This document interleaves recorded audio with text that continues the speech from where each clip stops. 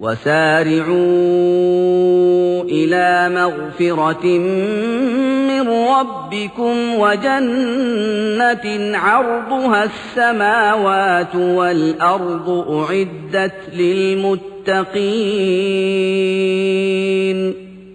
الذين ينفقون في السراء والضراء والكاظمين الغيظ والعافين عن الناس والله يحب المحسنين. أعوذ بالله من الشيطان الرجيم. അസ്സലാമു അലൈക്കും. ഇപ്പോൾ ഞങ്ങളെല്ലാം ശ്രവിച്ചുകൊണ്ടിരുന്ന ആ തിരുവചനം അല്ലാഹു അക്ബർ ഭൂഗോളത്തിൻ്റെ എല്ലാ മുക്കുമൂലകളിലും എല്ലാ സമയത്തും എല്ലാ കാലത്തും ഉണ്ടായിക്കൊണ്ടിരിക്കുന്നതാണെന്ന് സത്യം അറിയുന്നതാണ്.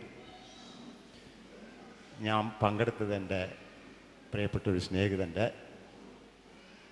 അറിവോടുകൂടിയാണ്. എൻ്റെ പേര് ഉണ്ണി, നാട് കുഴൽമന്നം, വയസ്സ് 65 കഴിഞ്ഞു. അതായത് ഇന്ത്യ ഗവൺമെൻറ്റിൻ്റെ സീനിയർ സിറ്റിസൺ കാറ്റഗറിയിൽപ്പെട്ട ഒരാളാണ്. സ്നേഹത്തിന് അതിർവരമ്പുകളൊന്നുമില്ല എന്ന് എല്ലാവർക്കും അറിയുന്നൊരു സത്യമാണ്. അതിനുണ്ടാവുമില്ല. അത് സൃഷ്ടാവിൻ്റെ നിശ്ചയമാണ്, അങ്ങനെ ആയിരിക്കണമെന്ന്. അത് നടന്നുകൊണ്ടേ പോകും. പക്ഷെ എനിക്ക് 1-2 കാര്യങ്ങൾ പറയാൻ നിവൃത്തില്ലാതെ പറയാണ്. ഒന്ന് ശാന്തിയുടെ മതം, പിന്നൊന്ന് ശാശ്വത രക്ഷ. ഈ 2 കാര്യങ്ങളാണ് ഇവിടുത്തെ പ്രധാനപ്പെട്ട വിഷയം. ഇതിനു മുമ്പ് പ്രഗത്ഭരായ പ്രാസംഗികന്മാർ ആ വിഷയത്തിനെ പറ്റി പരാമർശിച്ചു. ഈ ഇടയ്ക്ക് 1-2 കാര്യങ്ങൾ നിങ്ങൾ ശ്രദ്ധിച്ചിരിക്കും. ഒന്ന്, നമ്മുടെ സുപ്രീം കോർട്ടിലെ, അതായത് പരമോന്നത കോടതിയിലെ ചീഫ് ജസ്റ്റിസായി നിയമിതരായ ജസ്റ്റിസ് ബാലകൃഷ്ണൻ സാർ ഇവിടെ വന്നിരുന്നു കേരളത്തിൽ. അദ്ദേഹത്തിൻ്റെ ഒരു പ്രസ്താവന ഞങ്ങൾ ആരും പേപ്പറിൽ വായിച്ചിരിക്കുന്നു ഉദ്ദേശിക്കുന്നു. അതായത് സുപ്രീം കോടതിയിൽ 2+2 4 ആകണമെന്നില്ല. ഞാൻ വായിച്ചതാണ് പേപ്പറിൽ. ഏറ്റവും പരമോന്നതമായ നീതിപീഠത്തിൻ്റെ നീതിജ്ഞൻ പറയുകയാണ്, സുപ്രീം കോടതിയിൽ 2-2 4 ആകണമെന്നില്ല. അതാണ് ഒരു നീതി. ഒന്ന്. അതേപോലെ ഒരു 15 ദിവസത്തിനുള്ളിലായിരുന്നു നമ്മുടെ പ്രധാനമന്ത്രിയുടെ ഉപദേഷ്ടാവോ ഇനിയിപ്പോൾ AC ഒരു മന്ത്രിയാണ്, അദ്ദേഹം ഒരു പ്രസ്താവന ഇറക്കി. അതായത് നമ്മളൊരു ബില്ല് കൊണ്ടുവരാൻ പോവുകയാണ്. സീനിയർ സിറ്റിസൺസിന് സംരക്ഷണം പോരാ, കുട്ടികളെ പഠിപ്പിക്കേണ്ടിയിരിക്കുന്നു, അതിനുവേണ്ടി ഒരു നിയമം കൊണ്ടുവരേണ്ടതായിട്ട് ഞങ്ങൾ സെലക്ട് കമ്മിറ്റി ചിന്തിച്ചുകൊണ്ടിരിക്കുകയാണ്. അവർ എങ്ങനെയാണ് രക്ഷിതാക്കന്മാരെ, വയസ്സായവരെ സംരക്ഷിക്കേണ്ടത്, അവരുടെ കർത്തവ്യങ്ങൾ എന്താണെന്ന് അറിയണം. അറിഞ്ഞിട്ടില്ലെങ്കിൽ വേണ്ട വിധത്തിലുള്ള ശിക്ഷാ നടപടികൾ എടുക്കാനുള്ള നിയമങ്ങൾ അല്ല വായിച്ചു കാണുന്ന തോന്നുന്നു എല്ലാവരും. ശരിയാണോ? അങ്ങനെ ഉണ്ട്. ഈ 2 കാര്യങ്ങൾ. ഒന്നെന്തെന്ന് പറഞ്ഞാൽ മനുഷ്യന് ശാന്തിയാണ് ആവശ്യം. ഇപ്പം എന്നെ സംബന്ധിച്ചോളം ഞാൻ 65 വയസ്സ് കഴിഞ്ഞു. ഇനി എനിക്ക് ആവശ്യമുള്ളതൊരു ശാന്തിയാണ്. ഈ ശാന്തത കിട്ടാൻ ഒരു ഗവൺമെൻറ്റിൻ്റെ നിയമത്തിൻ്റെ ആശ്രയിക്കേണ്ടി വരിക എന്നാൽ നമ്മുടെ മനുഷ്യജീവിതത്തിൻ്റെ അർത്ഥം എത്രത്തോളം നിഷ്ഫലമായി പോയി. അതാണ് നമ്മുടെ ഭരണഘടനയുടെ ഒരു സവിശേഷത. 2, ഒരു സുപ്രീം കോടതിയിലെ ജഡ്ജി പറയുകയാണ് ഇങ്ങനെയാണെങ്കിൽ അതെങ്ങനെയാണ്? അവർക്ക് ആവശ്യം എന്താണ്? എവിഡൻസും മറ്റേ വക്കീലുമാരുടെ സാമർഥ്യം. അപ്പോൾ ഈ 2 കാര്യങ്ങൾ ഞാൻ എൻ്റെ മനസ്സിൽ വന്നുകൊണ്ട് ഓർമ്മിപ്പിക്കുകയാണ്. അതായത് അറിവ് നമ്മളെല്ലാം ഒരു ചതിക്കുഴിയിൽ കൊണ്ട് ഇട്ടിരിക്കുകയാണ്. അത് പലവിധത്തിലാണ് അറിവ്. കുട്ടികൾക്ക് എന്താണെന്ന് അറിയില്ല, രക്ഷിതാക്കന്മാർക്ക് എന്താ അറിയില്ല. ഈ അറിവ് നമ്മളെ എവിടെ എത്തിക്കുന്നത്? അപ്പോൾ ഈ അറിവിൽപ്പെട്ട് നമ്മൾ വലയുന്നതിന് മുന്നേ എല്ലാറ്റിൻ്റെ അറിവിൻ്റെയും ഒരു സർവജ്ഞൻ ഉണ്ടല്ലോ. ആ സർവജ്ഞനെ നമ്മൾ നമിക്കുകയാണെങ്കിൽ നമ്മൾക്ക് കുറച്ചൊരു ശാന്തി കിട്ടില്ലേ? ആ അറിവെല്ലാം വന്നും പോയിക്കൊണ്ടിരിക്കുന്നു. പക്ഷെ നമ്മൾ അറിയേണ്ട അറിവ് എന്താണെന്ന് നമ്മളൊന്ന് ചിന്തിക്കാൻ നമ്മളുടെ യുവതലമുറയ്ക്കും അതേപോലെ സ്ത്രീകൾക്കും ഒരു സ്ഥാനമുണ്ടെന്നാണ് വിശ്വസിക്കുന്നത്. അതിന് ഇത്രയെല്ലാം ഉത്ബോധനങ്ങളുള്ള ഒരു ഗ്രന്ഥത്തിനെ ആശ്രയിക്കുകയല്ല വേണ്ടത്. അത് എന്താ ചെയ്യുക? അതായത് ഇന്നത്തെ കാലത്ത് ചെറുപ്പക്കാർക്കെല്ലാം അവർക്ക് അറിയില്ല എന്താ ചെയ്യാൻ പോകുന്നത്, അതേപോലെ സ്ത്രീകൾക്കും അറിയില്ല. അപ്പോൾ നമ്മുടെ ഈ ഉപതലമുറയ്ക്ക് ഞാൻ എല്ലാ മതത്തിലുള്ളതാണിത്, പക്ഷെ എന്ത് ചെയ്യാൻ പറ്റും അതിനെപ്പറ്റി ഒന്ന് ചെറുതായിട്ട് പറഞ്ഞായിരുന്നു.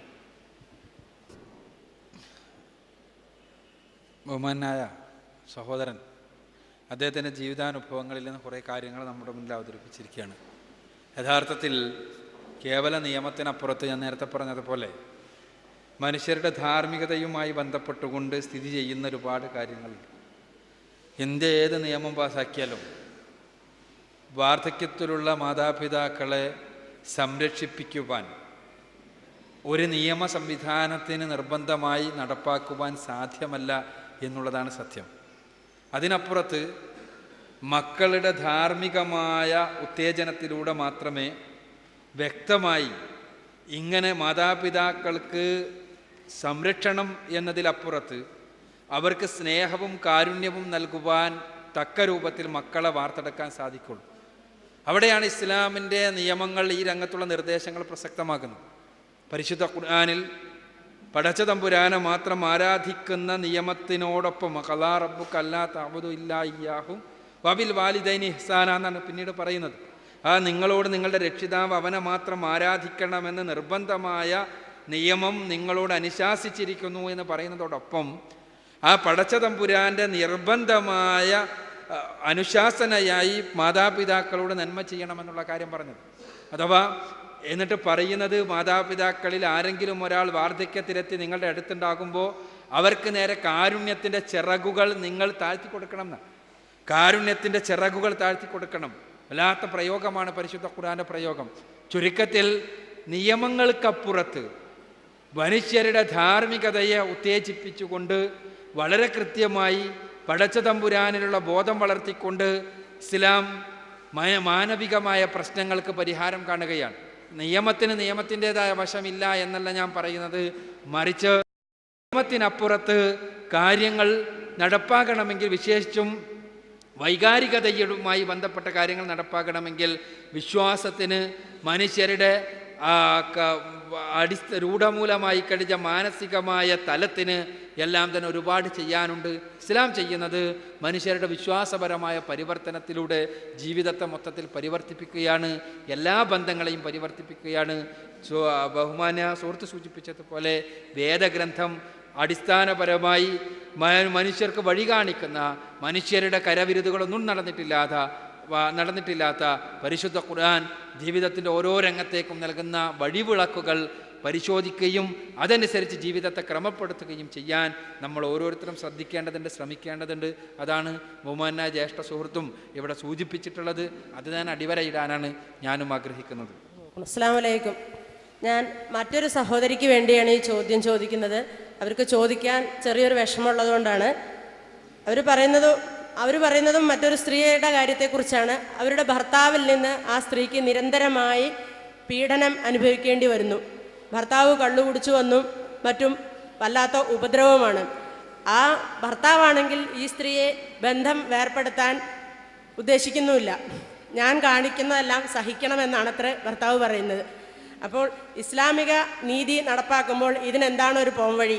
അതല്ലെങ്കിൽ ആ സ്ത്രീക്ക് ഭർത്താവിൽ നിന്ന് സ്വയം മോചനം നേടാനുള്ള ഉപാധി വിശദീകരിക്കണമെന്നാണ് ആവശ്യപ്പെട്ടിരിക്കുന്നത്. ഒരു സ്ത്രീയുടെ മറ്റൊരു സ്ത്രീയുടെ ചോദ്യത്തിൻ്റെ അടുത്ത സ്ത്രീയുടെ പ്രശ്നമാണ് ഇവിടെ അവതരിപ്പിക്കപ്പെട്ടിട്ടുള്ളത്. ഏതായിരുന്നാലും നമ്മൾ എന്തുകൊണ്ടാണ് ഇസ്ലാമിനെ കുറിച്ച് ഇത്രയും അജ്ഞരാകുന്നത് എന്ന് എനിക്ക് മനസ്സിലാവുന്നില്ല. പീഡനം സഹിച്ചുകൊണ്ടൊരു ഭർത്താവിൻ്റെ കീഴിൽ ജീവിക്കണമെന്ന് ഇസ്ലാം ഒരു പെണ്ണിനോട് ഒരിക്കലും നിർദ്ദേശിച്ചിട്ടില്ല, ഒരു അർത്ഥത്തിലും നിർദ്ദേശിച്ചിട്ടില്ല. പ്രത്യേകിച്ച് മദ്യപാനിയായ ഒരു ഭർത്താവാണെങ്കിൽ അയാളിൽ നിന്ന് ആ ഒറ്റ കാരണം കൊണ്ട് തന്നെ ഇസ്ലാം മോചനം നേടുവാൻ പെണ്ണിന് അവകാശം നൽകിയിട്ടുണ്ട്. അപ്പോൾ ഈ സഹോദരിക്ക് മഹലിനെ ആരാണോ ഇവർക്ക് വിവാഹം ചെയ്തു കൊടുത്തത് അവരെ സമീപിച്ചുകൊണ്ട് വിവാഹമോചനം നേടുവാൻ ഇസ്ലാം അനുവാദം നൽകിയിട്ടുണ്ട്. ആ വിവാഹമോചനത്തിന് ഭർത്താവ് സന്നദ്ധമല്ല എങ്കിൽ, മോചിപ്പിക്കുവാൻ നിർവാഹമില്ല എങ്കിൽ കോടതിയിൽ കേസ് കൊടുക്കാൻ ഇന്ത്യയിലെ ഇസ്ലാമിക ലോ എന്ന് പറഞ്ഞിട്ട് ഒരുപാട് അപാകതകളുള്ള നിയമമാണെങ്കിൽ, ഇന്ത്യയിലെ നിയമം പോലും അത്തരം രംഗങ്ങളിൽ പെണ്ണിന്, മുസ്ലിം സ്ത്രീക്ക് മോചനമുണ്ട്, കോടതിയിൽ പോയാലും മോചനമുണ്ട്. അതല്ല, നാട്ടിൽ തന്നെ വെച്ചുകൊണ്ട് മഹലിൻ്റെ അടിസ്ഥാനത്തിൽ തന്നെ പരിഹരിക്കാവുന്ന പ്രശ്നമാണ്. ആ മഹല് ഇടപെട്ടിട്ട് ഈ സ്ത്രീക്ക് മോചനം ആവശ്യമുണ്ടെങ്കിൽ മോചനം നേടാവുന്നതാണ്. ഇസ്ലാമിലെ 2 തരത്തിലുള്ള വിവാഹമോചനമാണ് പെണ്ണിനുള്ളത്. ഒന്ന് ഖുൽഉമാണ്, ഒന്ന് ഫസ്ഖാണ്. ഖുൽ എന്ന് പറഞ്ഞാൽ ഭർത്താവിൻ്റെ സമ്മതത്തോടു കൂടി ഭർത്താവ് മോചിപ്പിക്കുവാൻ പെണ്ണാവശ്യപ്പെട്ടുകൊണ്ട് ഭർത്താവ് മോചിപ്പിക്കുന്നതാണ്. ഫസ്ഖ് എന്ന് പറഞ്ഞാൽ പെണ്ണിൻ്റെ ഭർത്താവിൻ്റെ സമ്മതമില്ലാതെ തന്നെ ഭർത്താവ് അവൾക്കാവശ്യമായ സംവിധാനങ്ങൾ ചെയ്യുന്നില്ലെങ്കിൽ, അവളെ പീഡിപ്പിക്കുന്നുണ്ടെങ്കിൽ, അവളെ പ്രയാസപ്പെടുത്തുന്നുണ്ടെങ്കിൽ ഭരണാധികാരിയെ, ഖാദിയെ ഉപയോഗിച്ചുകൊണ്ട് പെണ്ണ് നടത്തുന്ന ഏകപക്ഷീയമായ മോചനമാണ്. അതിന് ഇസ്ലാം അനുവദിക്കുന്നുണ്ട്, ഇന്ത്യയുടെ നിയമവും അനുവദിക്കുന്നുണ്ട്. അവർക്ക് കോടതിയെ സമീപിക്കാവുന്നതാണ്, അല്ലെങ്കിൽ മഹലിനെ സമീപിക്കാവുന്നതാണ് എന്നാണ് എനിക്ക് സൂചിപ്പിക്കാനുള്ളത്. എൻ്റെ പേര് പ്രഭാകരൻ, സ്ഥലം പട്ടാമ്പി. ഞാനൊരു ഹിന്ദുവാണ്. ഇസ്ലാം മതത്തിൽ പിറന്ന എല്ലാ കുട്ടികളും 5 വയസ്സ് തൊട്ട് മതപഠനം നടത്തുക, അത് ഒരു 10 വർഷമെങ്കിലും. അങ്ങനെയുള്ള ഇസ്ലാം മതത്തിലെ വ്യക്തികൾ എവിടെ ഒരു ബലാത്സംഗം ഉണ്ടെങ്കിലും, എവിടെ ഒരു കളവുണ്ടെങ്കിലും, എവിടെ ഒരു വലിയൊരു വാണിഭോ എന്ത് സംഭവം ഉണ്ടെങ്കിലും അതിൽ 5-ൽ 3 പേര് ഇസ്ലാമാണ്. അപ്പോൾ ഇത്രയും നല്ലൊരു മതത്തിൻ്റെ ഖുർആനെല്ലാം പഠിച്ച് എങ്ങനെ ഈ വ്യക്തികൾ ഇങ്ങനെ ആയിത്തീരുന്നു? എല്ലാ മുസ്ലിം കുട്ടികളും മദ്രസയിലും ഉണ്ടല്ലോ. അപ്പോൾ മതപഠനമാണല്ലോ നടത്തുന്നത്. മതപഠനം എന്ന് പറഞ്ഞാൽ നല്ല കാര്യങ്ങൾ മാത്രം പറഞ്ഞു കൊടുക്കുക, എങ്ങനെ ജീവിക്കണം.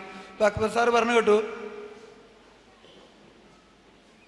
കളവ്, വഞ്ചന എല്ലാം നടത്തുന്ന ആരും ഇസ്ലാമല്ല. അപ്പോൾ ഇസ്ലാം ശാസിക്കുന്നത് നല്ല കാര്യങ്ങൾ. അപ്പോൾ അങ്ങനെയാണെങ്കിൽ ഇവിടെ ഈ പല ബിസിനസ് നടത്തുന്നവരും ഭൂരിപക്ഷവും ഒരു മത്സ്യക്കച്ചവടക്കാരനെ ആൾക്കും നോക്കിയാൽ മുകളിൽ നല്ല മത്സ്യമിട്ട് അടിയിൽ ചീഞ്ഞ മത്സ്യം വെക്കണം.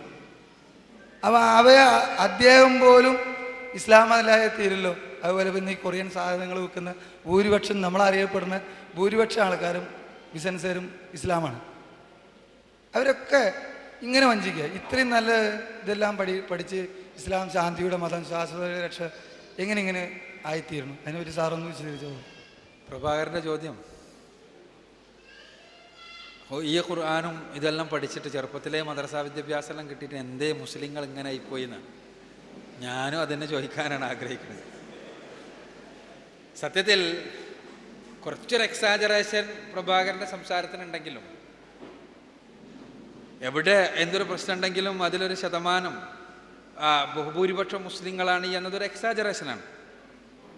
സാധാരണ ഞങ്ങൾ പലപ്പോഴും മുസ്ലിങ്ങളോട് പറയുമ്പോൾ അത് പറയാറുണ്ടെന്നുള്ളത് ശരിയാണ്.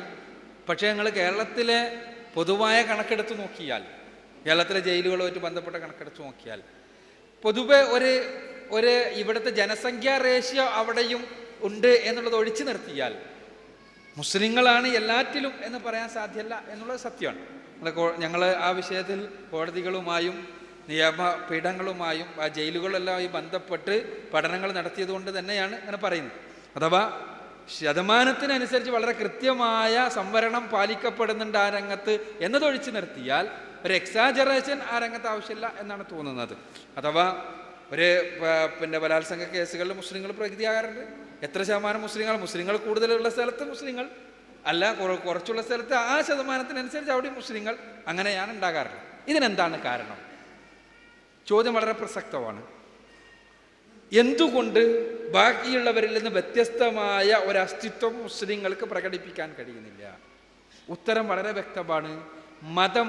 മതമായി അവരുടെ ഹൃദയത്തിനകത്തേക്ക് കടന്നു ചെന്നിട്ടില്ല എന്നത് തന്നെ. വിദ്യാഭ്യാസം, മദ്രസാ വിദ്യാഭ്യാസം എന്ന് പറഞ്ഞാലും ചെറുപ്പകാലങ്ങളിൽ നിന്ന് ലഭിക്കുന്ന വിദ്യാഭ്യാസം എന്ന് പറഞ്ഞാലും നമുക്ക് ലഭിക്കുന്ന ഫോർമൽ എഡ്യൂക്കേഷൻ മാതിരി തന്നെയാണിത്.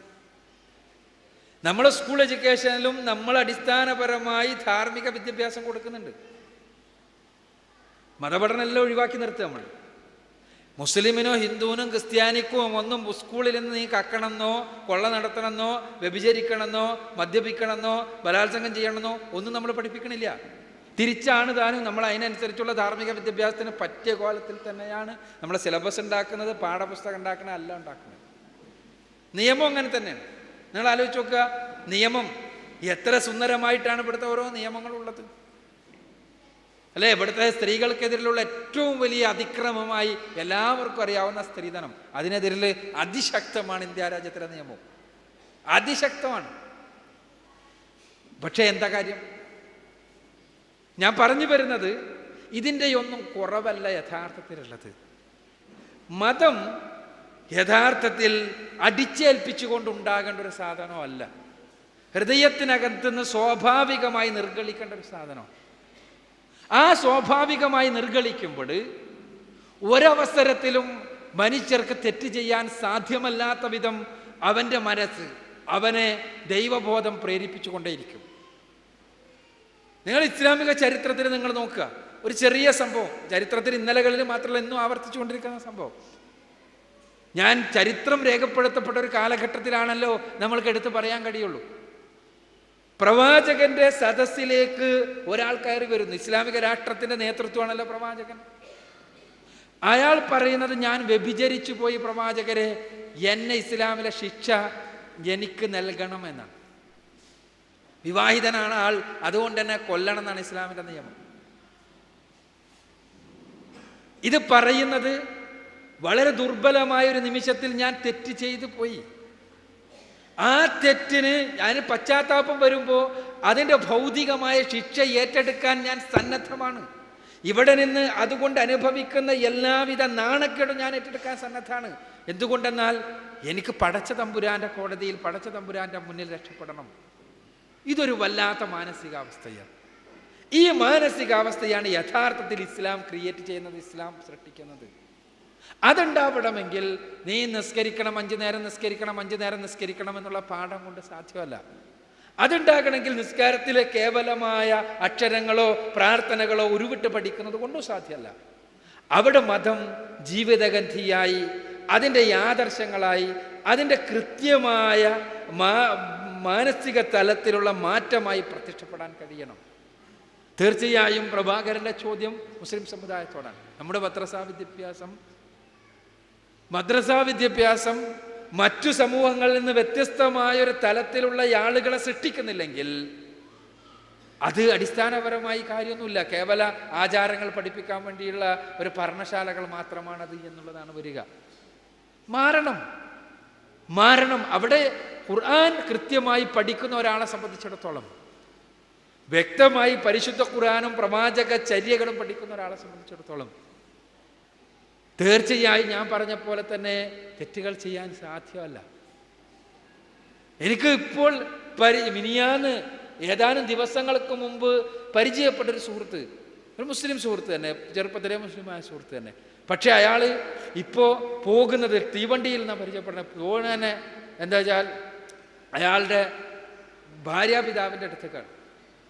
ഏതാനും വർഷങ്ങൾക്ക് മുമ്പ് അയാൾ വാങ്ങിപ്പോയ സ്ത്രീധനം തിരിച്ചു കൊടുക്കാൻ വേണ്ടി ഒരിക്കലും ഇപ്പോൾ ഒരു കുടുംബമായി അയാൾക്ക് മക്കളായി ഒരു പ്രയാസമായി തോന്നാത്ത സമയത്ത് അയാൾക്ക് തിരിച്ചറിവുണ്ടാവുകയാണ്, മനസ്സിലാക്കുകയാണ് ഖുർആനും സുന്നത്തിൽ നിന്നും. ഞാൻ പറയുന്നത് ചെയ്തു പോയ തെറ്റിനെ കുറിച്ച് അയാൾക്ക് ബോധ്യം ഉണ്ടാകുന്നു. ആ തെറ്റ് കേവലമായൊരു പശ്ചാത്താപത്തിലൂടെ പരിഹരിക്കല്ല, മറിച്ച് ചെയ്ത തെറ്റിനെ അതേ രൂപത്തിൽ പരിഹരിക്കുവാനുള്ള മാർഗമുണ്ടാക്കുകയാണ്. ഞാൻ പറഞ്ഞു വരുന്നത് ഇന്നലെ പ്രവാചകന്റെ കാലഘട്ടത്തിൽ നടന്നതിൻ്റെ തനിയാവർത്തനം ഇന്നും നടന്നുകൊണ്ടിരിക്കുന്നു. പക്ഷേ നമ്മളത് കാണേണ്ടതില്ല. അവരെ സംബന്ധിച്ചിടത്തോളം അവരാരും കാണാൻ വേണ്ടിയല്ല ഇത് ചെയ്യുന്നത്. ഇത് വിശ്വാസത്തിൻ്റെ തലത്തിൽ സംഭവിക്കുന്ന ഒരു മഹാപരിവർത്തനമാണ്. ആ പരിവർത്തനം ഉണ്ടാവണമെങ്കിൽ തീർച്ചയായും വിശ്വാസം ഹൃദയത്തിനകത്തേക്ക് സന്നിവേശിപ്പിക്കാൻ സാധിക്കണം. മദ്രസാ വിദ്യാഭ്യാസത്തിനോ മറ്റു കാര്യങ്ങൾക്കോ അത് കഴിയുന്നില്ല എന്നുള്ളത് കൊണ്ട് തന്നെ അതിനതിൻ്റെതായ പരിമിതികളുണ്ട്. പലപ്പോഴും വലുതാവുകയും ബോധം വെക്കുകയും ചെയ്തതിന് ശേഷം അറിവ് ലഭിക്കുകയും ഹൃദയമാറ്റമുണ്ടാവുകയും ചെയ്യുമ്പോൾ ഞാൻ പറഞ്ഞ രൂപത്തിലുള്ള മാറ്റമുണ്ടാകുന്നു, വിപ്ലവമുണ്ടാകുന്നു. അതാണ് ഇസ്ലാം കാക്ഷിക്കുന്നത്. തീർച്ചയായും മുസ്ലിം സമുദായം മൊത്തത്തിൽ ശ്രദ്ധിക്കേണ്ട ഒരു കാര്യം ഇവിടെയുണ്ട്, അടിവരയിട്ടുകൊണ്ട് മനസ്സിലാക്കേണ്ട കാര്യം. അത് മറ്റൊന്നുമല്ല, ഇത് തന്നെ മദ്രസ വിദ്യാഭ്യാസം കൂടുതൽ ജീവിതഗന്ധിയായി പ്രചോദനാത്മകമായി പരിഷ്കരിക്കേണ്ട സമയത്തെ സമൂഹം ആവശ്യപ്പെടുന്നു എന്നുള്ളതാണ് പ്രഭാകരൻ്റെ ചോദ്യത്തിൽ നിന്ന് നമ്മൾ മനസ്സിലാക്കേണ്ടത്. അത് അനിവാര്യമാണ് താൻ. ഞാനൊരു ചോദിച്ചതാണ്, പക്ഷെ മൈക്ക് മാറിപ്പോയതുകൊണ്ട് അതിനൊരു ഉപചോദ്യം ചോദിക്കാൻ പറ്റിയില്ല. അപ്പോൾ അത് എങ്ങനെ ചോദിക്കണമെന്നത് മറന്നും പോയി. എന്നിരുന്നാലും പ്രവാചകൻ മുഹമ്മദ് നബിയുടെ കാലഘട്ടം തൊട്ടാണ് ശരിയായ മാർഗം ജനങ്ങളിലേക്ക് എത്തിച്ചതെന്ന് അവിടെ നിന്ന് പറയുണ്ടായി. യേശു പ്രവാചകനാണ് എന്ന് മുസ്ലിങ്ങൾ അംഗീകരിക്കുന്നുണ്ട്. ക്രിസ്തു നിസ്കാരം പഠിപ്പിച്ചിട്ടുണ്ടോ? ക്രിസ്തു നിസ്കരിച്ചിട്ടുണ്ടോ? ഒന്ന്, ഇന്ന് കേരളക്കരയിൽ നമ്മുടെ നാട്ടിൽ പല ഭാഗങ്ങളിലും പ്രാർത്ഥനാലയങ്ങളും ധ്യാനകേന്ദ്രവും കൂടിക്കൊണ്ടിരിക്കുകയാണ്. അവിടെ നടക്കുന്ന പ്രാർത്ഥനാലയത്ര കൊണ്ട് രോഗങ്ങൾ ഭേദമാകുന്നതായി ടി വിയിൽ കൂടെ കാണാൻ കഴിയുന്നുണ്ട്. അവർ തന്നെ സാക്ഷ്യപ്പെടുത്തുന്നുണ്ട്.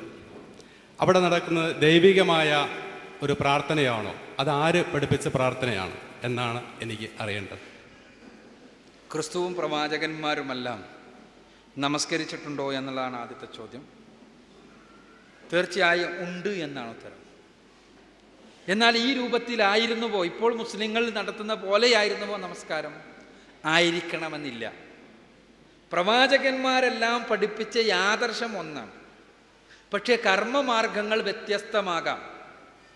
ഓരോ കാലത്തിനനുസരിച്ച് സമൂഹത്തിനനുസരിച്ചുള്ള കർമ്മമാർഗങ്ങളുണ്ടാകാം. പ്രവാചകന്മാർ എല്ലാവരും നമസ്കാരം പഠിപ്പിച്ചിട്ടുണ്ട്, വ്രതാനുഷ്ഠാനം പഠിപ്പിച്ചിട്ടുണ്ട്, ദാനധർമ്മങ്ങൾ പഠിപ്പിച്ചിട്ടുണ്ട്, അതേപോലെ തന്നെ ഈ തീർത്ഥയാത്ര പഠിപ്പിച്ചിട്ടുണ്ട്. പക്ഷേ അത് ഓരോ കാലത്തിനനുസരിച്ച് വ്യത്യസ്തമാകാം. ഇപ്പോൾ യേശുക്രിസ്തു പ്രാർത്ഥിക്കുന്ന ബൈബിളിലെ തന്നെ രംഗങ്ങൾ എടുത്ത് നോക്കിയാൽ നമുക്ക് കാണാൻ കഴിയും. അദ്ദേഹം മുട്ടിൽ നിന്ന് തല നിലത്ത് കുത്തി കമിഴ്ന്ന് വീണ് പ്രാർത്ഥിച്ചു. നമസ്കാരത്തിൻ്റെ ഏറ്റവും പ്രധാനപ്പെട്ട രൂപമാണ്. ഒരു പ്രാർത്ഥനയുടെ ഏറ്റവും പ്രധാനപ്പെട്ട സാഷ്ടാംഗ പ്രണാമമാണത്.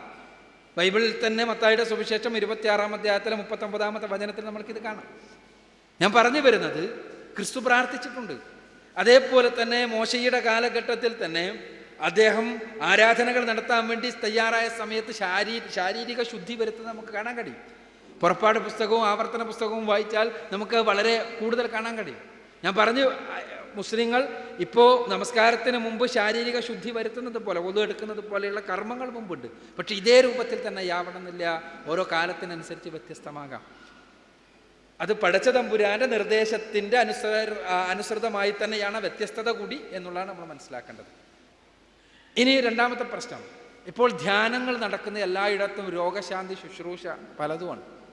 ടി വി തുറന്നു നോക്കിയാൽ ചിലർ തൊട്ട് സുഖപ്പെടുത്തുന്നു, ചിലർ നടന്ന് സുഖപ്പെടുത്തുന്നു, ചിലർ കെട്ടിപ്പിടിച്ച് സുഖപ്പെടുത്തുന്നു, ചിലർ പലതും ചെയ്തിട്ട് സുഖപ്പെടുത്തുകയാണ്. ആകെ സുഖപ്പെടുത്തുന്ന കോലം കണ്ടാൽ ഇവിടെ ആശുപത്രി ഒന്നും ആവശ്യമില്ല എന്നുള്ള രൂപമാണ്. പക്ഷേ ഇവരെല്ലാം അവരുടെ പരസ്യത്തിൽ കൊടുക്കുക കാര്യമായിട്ട് ഇവരുടെ കീഴിലാണ് എല്ലാം മൾട്ടി സ്പെഷ്യാലിറ്റി ഹോസ്പിറ്റൽ. ആലോചിച്ച് നോക്കുക, ഒരു വൈരുദ്ധ്യം. ആൾ ദൈവങ്ങൾ അവകാശപ്പെടുന്നത് എന്താ? ഇവിടെയുള്ള ആൾ ദൈവങ്ങളും ധ്യാന കമ്പനികളും എല്ലാവരും അവകാശപ്പെടുന്നത് ഞങ്ങൾ മുഴുവൻ രോഗശാന്തിയാണെന്ന്, എല്ലാ ആൾ ദൈവങ്ങളും. പക്ഷേ കേരളത്തിലായാലും ഇന്ത്യ രാജ്യത്തായിരുന്നാലും എല്ലാ മൾട്ടി സ്പെഷ്യാലിറ്റി ഹോസ്പിറ്റലുകളും ഈ ആൾ ദൈവങ്ങളുടെ മാനേജ്മെൻറ്റിന് കീഴിലാണ് താനും, അല്ലെങ്കിൽ ഈ ധ്യാന കേന്ദ്രങ്ങൾക്ക് കീഴിലാണ് താനും. എന്തിനാണിത്? ധ്യാനം കൊണ്ട് അസുഖം മാറ്റുകയാണെങ്കിൽ എന്തിനാണിത്? അല്ലെങ്കിൽ ഇത് എല്ലാം പിന്നെ എന്തിന് ആശുപത്രി, എന്തിന് ഡോക്ടർ? ഇവിടെയാണ് യഥാർത്ഥത്തിലുള്ള തട്ടിപ്പ് നമുക്ക് ബോധ്യപ്പെടുന്നത്. തട്ടിപ്പ് എന്ന് പറഞ്ഞാൽ കേവല തട്ടിപ്പ് എന്നുള്ള അർത്ഥത്തിലല്ല ഞാൻ പറയുന്നത്. അസുഖങ്ങൾ അധികവും സൈക്കോസൊമാറ്റിക് ആണ് എന്നാണ് ആധുനിക മനഃശാസ്ത്രം പറയുന്നത്.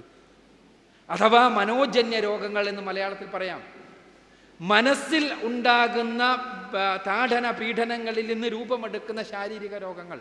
ആ രോഗങ്ങൾക്ക് ശാന്തി ലഭിക്കുന്നതായി ധ്യാനം വഴിയോ അല്ലെങ്കിൽ പ്രാർത്ഥന വഴിയോ അതല്ലെങ്കിൽ പ്രത്യേകമായ ഹിപ്നോസിസ് വഴിയെല്ലാം ഈ രോഗങ്ങൾക്ക് ശാന്തി ഉണ്ടാക്കാം. ഒരു ഇതുമില്ലാത്ത ചില രോഗങ്ങൾക്ക് ധ്യാനം കൊടുക്കുന്നത് പോലെയുള്ള ശാന്തി ഹിപ്നോസിസിലൂടെ നൽകാൻ ഒരു ഭൗതികവാദിയായ ഹിപ്നോട്ടിസ്റ്റിന് കഴിയും. അവിടെ ഒരു ദൈവമില്ല, ഒരു പ്രാർത്ഥനയുമില്ല. അവിടെ മാനസികമായ തലത്തിൽ നിന്നുകൊണ്ട് രോഗശാന്തി നൽകാൻ കഴിഞ്ഞേക്കും. ഇതാണ് പലപ്പോഴും കച്ചവടവൽക്കരിക്കുന്നതിന് വേണ്ടി വലിയ ന്യൂസുകളായി പ്രസിദ്ധീകരിക്കപ്പെടുന്നത്. എന്നാൽ അടിസ്ഥാനപരമായുള്ള ഒരു രോഗവും മാറ്റിയിട്ടില്ല, മാറ്റാനൊട്ട് സാധ്യവുമല്ല. അങ്ങനെ അവകാശപ്പെടാറുണ്ടെങ്കിലും ക്രിസ്തു നോക്കുക, അന്ധന്മാരെ സുഖപ്പെടുത്തുകയാണ് ചെയ്തത്. അതല്ലാതെ ചെപ്പിടി വിദ്യകൾ കാണിക്കല്ല. ഒരു സുവിശേഷകനും ജന്മന അന്ധനായ ഒരാളെ ഈ രൂപത്തിൽ സുഖപ്പെടുത്തിയതായിട്ട് നമുക്ക് കാണാൻ സാധ്യമല്ല. ഇതേ ക്രിസ്തു തന്നെ ധ്യാനക്കാർക്ക് മുഴുവനുമുള്ള മറുപടി മത്തായിയുടെ സുവിശേഷത്തിൽ 24-ാം അധ്യായത്തിൽ 24-ാമത്തെ വചനത്തിലൂടെ പറഞ്ഞിട്ടുണ്ട്. അതിങ്ങനെയാണ്: അന്നാളിൽ ചിലർ വന്നുകൊണ്ട് അത്ഭുതങ്ങൾ ചെയ്ത് ആളുകളെ തെറ്റിക്കാൻ വേണ്ടി ശ്രമിക്കും. അവർ കള്ള ക്രിസ്തുമാരാണ്. ഇത് ഞാൻ പറയുന്നതല്ല, ക്രിസ്തു പറഞ്ഞിട്ടുള്ളതാണ്. അതേപോലെ ഈ ക്രിസ്തു മത്തായിയുടെ സുവിശേഷം 7-ാം അധ്യായത്തിൽ 22-ാമത്തെ വചനത്തിലൂടെ പറഞ്ഞു, മരണാനന്തര ജീവിതത്തിൽ അന്നാളിൽ പലരും വന്ന് എന്നോട് പറയും, ഞങ്ങൾ നിന്റെ നാമത്തിൽ ഒരുപാട് അത്ഭുതങ്ങൾ പ്രവർത്തിച്ചുവല്ലോ, രോഗികളെ സുഖപ്പെടുത്തിയുവല്ലോ. അപ്പോൾ ഞാൻ അവരോട് പറയും, ചെകുത്താന്മാരെ, എന്നെ വിട്ടുപോകൂ, ഞാനൊരിക്കലും നിങ്ങളെ അറിഞ്ഞിട്ടില്ല. യേശു ദൈവത്താൽ നിയോഗിക്കപ്പെട്ട പ്രവാചകനായതുകൊണ്ട് തന്നെ തൻ്റെ പേരിൽ ഭാവിയിൽ നടത്താനിരിക്കുന്ന തട്ടിപ്പുകളെ മനസ്സിലാക്കിക്കൊണ്ട് തന്നെ പറഞ്ഞതായിരിക്കണം ഇത് എന്ന് മനസ്സിലാക്കാനേ നിർവാഹമുള്ളൂ. ഏതായിരുന്നാലും മതത്തിൻ്റെ കാതൽ എന്നത് കേവല ചെപ്പിടി വിദ്യകളിലല്ല. മതത്തിൻ്റെ കാതൽ എന്നുള്ളത് ഏതാനും രോഗശാന്തിയിലോ ശുശ്രൂഷയിലോ ഒന്നുമല്ല. മറിച്ച് മനുഷ്യരുടെ ജീവിതത്തെ സമൂലമായി പരിവർത്തിപ്പിക്കുന്ന ആശയങ്ങളുടെ ദൃഢതയിലാണ് എന്നുള്ളതാണ് യാഥാർത്ഥ്യം. ആ ദൃഢതയിലേക്കാണ് ഇസ്ലാം മനുഷ്യരെ ക്ഷണിക്കുന്നത്, അല്ലാതെ കേവലമായ അത്ഭുതങ്ങളിലേക്കല്ല.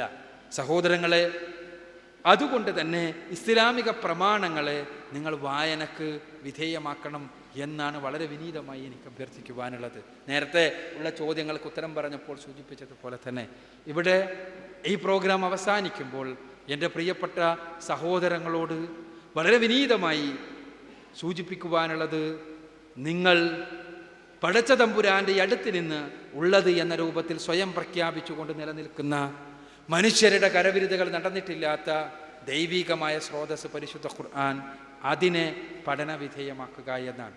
പരിശുദ്ധ ഖുർആൻ നിങ്ങളുടെ ജീവിതത്തിന് വെളിച്ചമാകും എന്ന് മാത്രമല്ല, അത് സ്വയം തന്നെ പരിശോധിക്കുവാൻ വേണ്ടി ആവശ്യപ്പെടുകയാണ് നമ്മളോട്.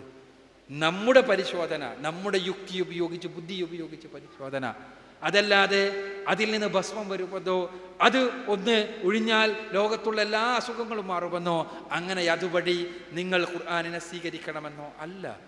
മറിച്ച് ഖുർആനിലെ ആശയങ്ങൾ, അതിൻ്റെ അകത്തളം, അതിൻ്റെ ഉള്ളടക്കം, നമ്മുടെ നിഷ്കൃഷ്ടമായ പരിശോധന, നമ്മുടെ നിഷ്കൃഷ്ടമായ ശാസ്ത്രമാകട്ടെ, ചരിത്രമാകട്ടെ, ധർമ്മശാസ്ത്രമാകട്ടെ, അതല്ല ഏതേത് മാനദണ്ഡങ്ങളാകട്ടെ, അവയുപയോഗിച്ച് പരിശോധനയ്ക്ക് വിധേയമാക്കുമ്പോൾ നമ്മൾ സ്വയം തിരിച്ചറിയും ഇത് ദൈവികമാണ് എന്നുള്ള സത്യം.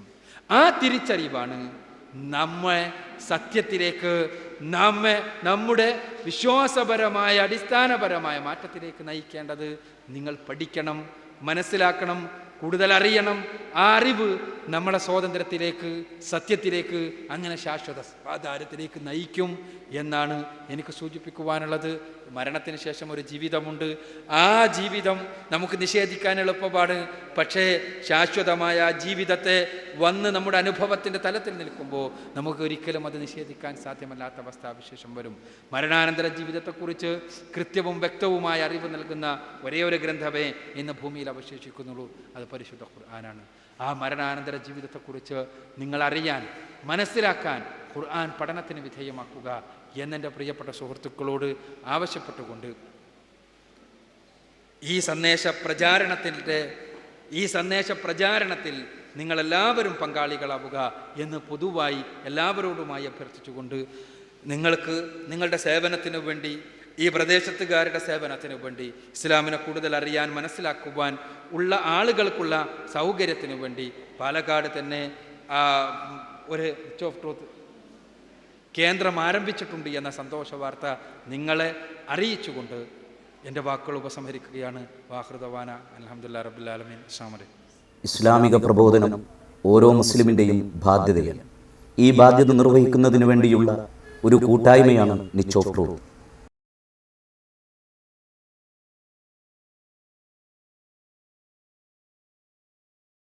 നിച്ച് ഓഫ് ട്രൂത്ത് പ്രവർത്തനങ്ങൾ, ചോദ്യോത്തരത്തോടുകൂടിയ പൊതുപ്രഭാഷണങ്ങൾ, മതനേതാക്കളുമായി സ്നേഹസംവാദങ്ങൾ, സൗജന്യ ഇസ്ലാം കറസ്പോണ്ടൻസ് കോഴ്സ്, ഇസ്ലാമിനെ പരിചയപ്പെടുത്തുന്ന ലഘുലേഖകളും പുസ്തകങ്ങളും, ഇസ്ലാം വിമർശനങ്ങൾക്ക് മറുപടി പറയുന്ന ഗ്രന്ഥങ്ങളും കാസറ്റുകളും, പ്രബോധനത്തിനു വേണ്ടി മാത്രമായി ഒരു ദൃശ്യ ശ്രാവ്യ മാധ്യമം ക്രിയേറ്റീവ് മീഡിയ, ഇസ്ലാമിക പ്രബോധനത്തിന് മാത്രമായി ഒരു ആനുകാലികം സ്നേഹസംവാദം മാസിക, ഇസ്ലാമിനെക്കുറിച്ച് സത്യസന്ധവും ശാസ്ത്രീയവുമായ അറിവ് നൽകുന്ന ഇന്റർനെറ്റ് സൈറ്റ്, ലോക പ്രശസ്ത ഇസ്ലാമിക പ്രബോധകരുടെ കേസറ്റുകൾക്കുള്ള ലൈബ്രറി, പ്രബോധകർക്കായുള്ള റഫറൻസ് ലൈബ്രറി, പ്രബോധന പരിശീലന ക്യാമ്പുകൾ, ദഅവ വർക്ക്ഷോപ്പുകൾ, ഖുർആൻ പരിഭാഷാ വിതരണം, ഗ്രാമാന്തരങ്ങളിൽ ഇസ്ലാമിന്റെ സന്ദേശം എത്തിക്കാൻ മൊബൈൽ ദഅവ യൂണിറ്റ്, നേരിട്ട് ഇസ്ലാമിനെ മനസ്സിലാക്കാൻ നിച്ച് ഓഫ് ട്രൂത്ത് സെന്ററുകൾ. നാദ സത്യമത സന്ദേശ പ്രചരണത്തിനു വേണ്ടിയുള്ള വിനീതമായൊരു സംരംഭമാണിത്. നീ ഏൽപ്പിച്ച ഉത്തരവാദിത്വത്തിന്റെ നിർവഹണത്തിനു വേണ്ടിയുള്ള എളിയ ശ്രമം ഇതൊരു പ്രതിഫലാർഹമായ പ്രവർത്തനമായി സ്വീകരിക്കണമെന്ന്. ആമീൻ.